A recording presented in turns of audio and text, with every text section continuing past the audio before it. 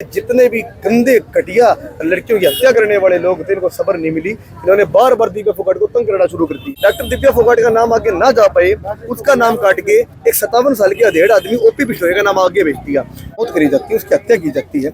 मैं आपको एक बात बताना चाहता हूँ, डॉक्टर दिव्या फोगाट का नाम DGICR के माध्यम से चयनित हुआ था।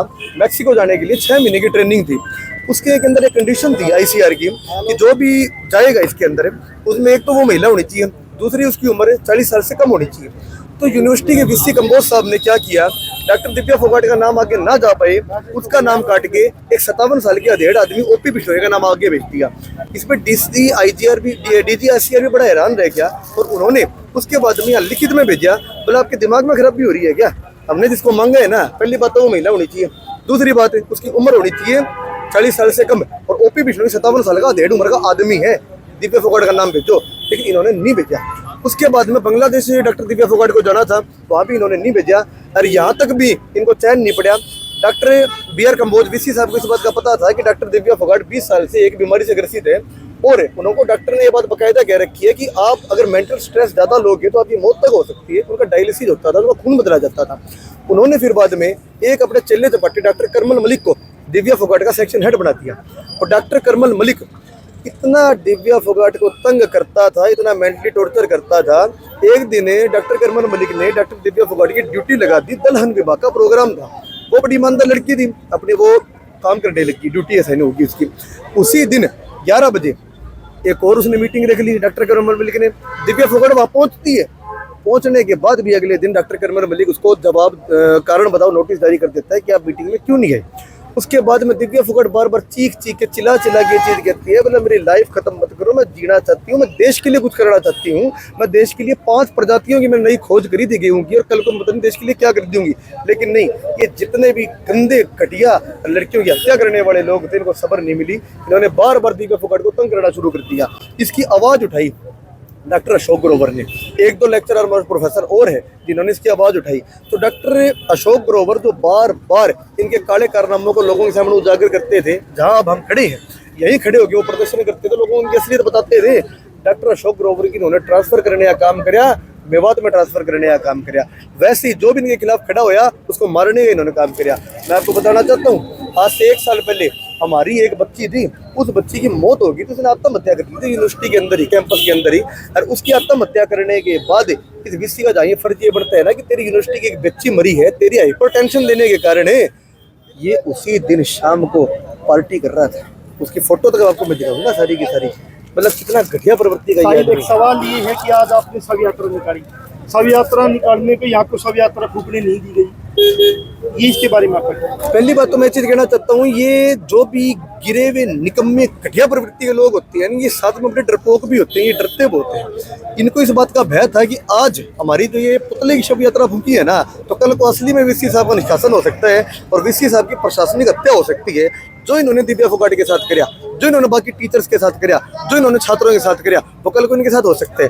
दूसरी बात उदय भाई, किसानों को और छात्रों को दबाने का काम इन्होंने पहली बार नहीं कराया। आप एक चीज देखो, यहाँ हम आए, हमने आज गिनती के 30 आदमी इकट्ठे करे। हम चाहते तो आपको पता है हम 1000 आदमी भी इकट्ठे कर सकते थे, जितने हमने इस में कारनामे करे, किसी ने नहीं करे, इनकी औकात ही क्या है भाई।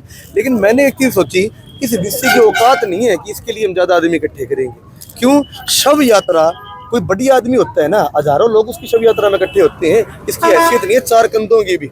उसके बाद भी ठीक है, हम जितने भी स्टूडेंट्स थे यहाँ पे आए, ये जो इसके पानी मार आदमी थे, जो पानी मारते हैं ना अपने बाबूजी के, ये पानी मार आदमी आते हैं और आके बोले भैया भैया हो गया भैया कोई बात नहीं, भैया भैया प्लीज प्लीज करके मैं बताता हूँ आपको, यानी साइड में लेके। तो पहले तो मैं इन लोगों को कहना चाहता हूँ जो चाटुकार लोग हैं, एक वो दिन आएगा यूनिवर्सिटी के अंदर, चाहे वो हफ्ते बाद आए, चाहे वो महीने बाद आए, जब इस यूनिवर्सिटी में VC नहीं रहेगा, जहाँ इसके चेले चपाटे नहीं रहेंगे, तुम्हारा क्या होगा?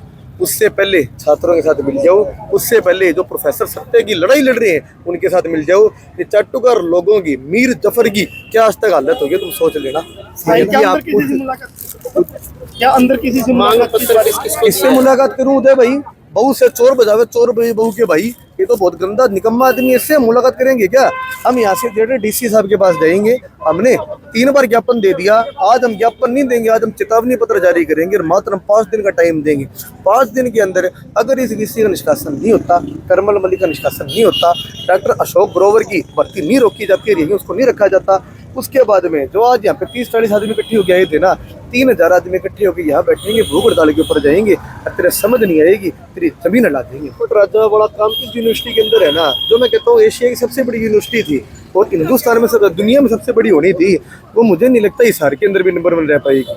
ठीक है, मैं आपके माध्यम से एक बात कहना चाहता हूँ, आज हमारी सरकार से कोई लड़ाई नहीं है, ठीक है, लेकिन जैसे बार बार हम सरकार को ज्ञापन दे रहे हैं, चेतावनी पत्र दे रहे हैं और सरकार को इस बात का पता है कि आज तुम्हारी यूनिवर्सिटी के अंदर क्या कुछ हो रहा है। सरकार अगर इस चीज़ में 5 दिन में संज्ञान में नहीं लेती और बाद में किसी विषय के ऊपर कार्रवाई नहीं करती, हो सकता है कल को हमारी लड़ाई सरकार के साथ भी हो जाए। और हो सकता है जो आज ये 50 आदमी यहाँ इकट्ठे हुए हैं, कल को 5000 आदमी किसान इकट्ठे हो गए, छात्र इकट्ठे हो जाए, तुम्हारी विधानसभा घेराव करने कोई बड़ी बात मत मानना। अब एक चीज चौटाला ने भी इसके ऊपर बयान दिया है, बड़े अच्छे तरीके से रखा कि यहाँ भ्रष्टाचार है, क्या भविष्य में आप उनको भी आमंत्रित करोगे यहाँ पे? चौधरी अभय सिंह चौटाला जी के आदेश के अनुसार ही हम यहाँ पे आए हैं आज। अरे मैं आपको बताना चाहता हूँ, चौधरी अभय सिंह चौटाला जी तो पहली बार नहीं, जब से वीसी यहाँ पे आए हैं ना, बार बार इसके काले कारनामों को उजागर करे, बार बार लोगों के सामने रखे चौधरी अभय सिंह चौटाला जी ने भी। और चौधरी अभय चौटाला जी बहुत जल्द, जैसे हम सारे छात्र मिलके जाएंगे, हम सारे किसान मिलके जाएंगे, उनसे हम कहेंगे आप खुले आओ, वो हमारे साथ आएंगे, साथ रुके उनके दम के ऊपर लड़ी जाएगी। भाई उन्होंने हमेशा किसानों का साथ दिया है। जो आदमी पूरे हिंदुस्तान में 4206 विधायक होने के बाद एक लौता विधायक बन के इस्तीफा देके हमारे बीच में आता है, तो किसानों की लड़ाई वही लड़ सकते हैं और वही इस चीज़ को समझ सकते हैं। ये इस वीसी के बाप की यूनिवर्सिटी नहीं है, ये किसानों की यूनिवर्सिटी है, छात्रों की यूनिवर्सिटी है।